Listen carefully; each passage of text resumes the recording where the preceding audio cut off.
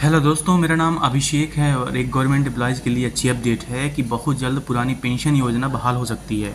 दोस्तों देखिएगा, यूपीएस में बहुत ज़्यादा खामियां हैं, एनपीएस से भी ज़्यादा खामियां हैं। सारी खामियों के यहाँ पे मेंशन किया गया है। दोस्तों, national movement for old pension scheme जो देश का, भारत का सबसे बड़ा कर्मचारियों का संगठन है, पेंशन के लिए जो लड़ रहा है, इसमें करोड़ों एम्प्लॉयज़ हैं।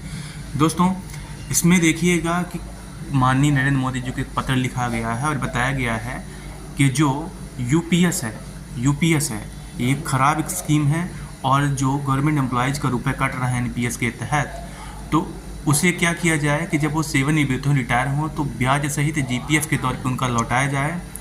और जो सेवानिवृत्ति की एज है, यूपीएस को ये स्वीकार करने के लिए तैयार है एम्प्लॉयज़ यूनियन, लेकिन बोल रहा है कि 20 वर्ष की आप सेवानिवृत्ति करिए, उसके अलावा जो उनका अंशदान है उसे आप लौटाइए, जब्त मत करिए, और भी कुछ मुद्दे हैं। तो दोस्तों, यहाँ पे ये बात बोली गई है कि जो वित्त सचिव महोदय टीवी स्वामीनाथन जी के नेतृत्व में जो एनपीएस रिव्यू कमेटी बनी थी, जो बदलाव करके यूनिफाइड पेंशन स्कीम यूपीएस लाया गया, ये बहुत ही अतार्किक और असंगत है। और इसकी वजह से जो भारत देश के जितने भी गवर्नमेंट एम्प्लॉयज़ हैं, तो सरकार के प्रति नकारात्मक भाव पैदा हो गया है। तो ऐसे में ओपीएस के संबंध में उम्मीद थी कि कोई बड़ा फैसला लिया जाएगा जब मीटिंग हुई थी माननीय नरेंद्र मोदी जी की, प्रधानमंत्री जी की, लेकिन जो भी हुआ, यूपीएस आया, ओपीएस नहीं आया। तो इससे एम्प्लॉयज़ यूनियन पूरा और कर्मचारी जितने भी हैं सब हताश और निराश हैं। देखिए दोस्तों, जो मेन पॉइंट है वो ये है कि जो एसोर्ड पेंशन 50% की बात कही गई है, तो उसके लिए न्यूनतम सेवा 25 वर्ष ना करके 20 वर्ष की जाए, ताकि जो आर्म्ड फोर्स हैं उनको भी इसका बेनिफिट मिले। दूसरा है दोस्तों कि अगर कोई वीआरएस लेना चाहे, वीआरएस का इसमें कोई भी प्लान नहीं है, अगर वीआरएस कोई लेना चाहे तो उसमें भी जो उसका कर्मचारी का रुपए कटा है वो उसको वापस मिल जाए, और यूपीएस में नहीं है प्लान कि उसका वापस मिलेगा। ऐसे में दोस्तों देखिएगा कि जो वीआरएस की एज है वो 25 की जगह 20 करने की बात कही गई है। और साथ ही साथ दोस्तों, अगर ऐसा नहीं होता है, जैसा कि वीआरएस में अगर एज इसमें ज़्यादा कर दी जाएगी और जो भी यहाँ पे विसंगतियाँ हैं अगर वो आ जाएंगी, तो उससे जो कर्मचारी में असंतोष है वो बढ़ता जाएगा। दोस्तों देखिएगा, इसमें एक और प्लान है कि जब मान लीजिए कोई वीआरएस लेता है, अगर मान लीजिए कोई 45 की एज में वीआरएस ले लिया, तो वो 60 या 62, जो भी आपके स्टेट या सेंट्रल गवर्नमेंट में जो भी रिटायरमेंट की एज हो, एमपी में 62 है, तो अगर मान लीजिए 45 में कोई रिटायरमेंट लेता है, तो वो लगभग 17 साल तक बिना पेंशन के जिएगा।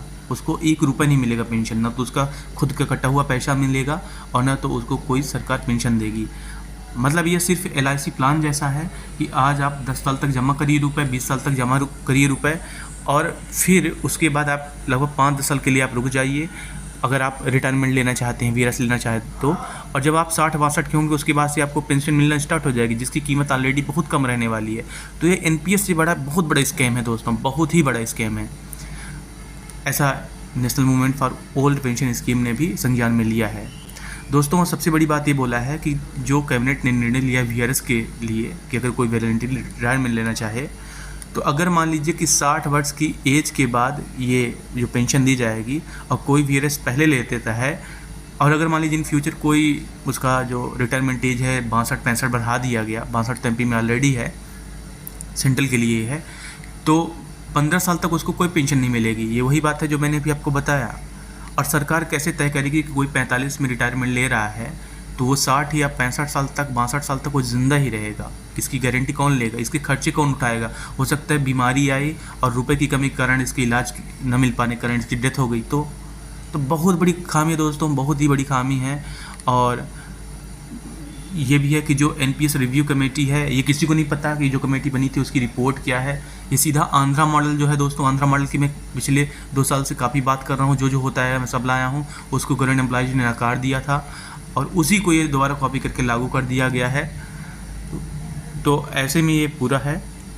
अभी ये संघ जो है ये बोल रहा है कि आप यूपीएस में सुधार करिए, पूरा जो इनकी यहाँ पे कंसर्न है आप इनको सुधारिए, या फिर आप तत्कालिक तौर पे ओपीएस बहाल कर दीजिए।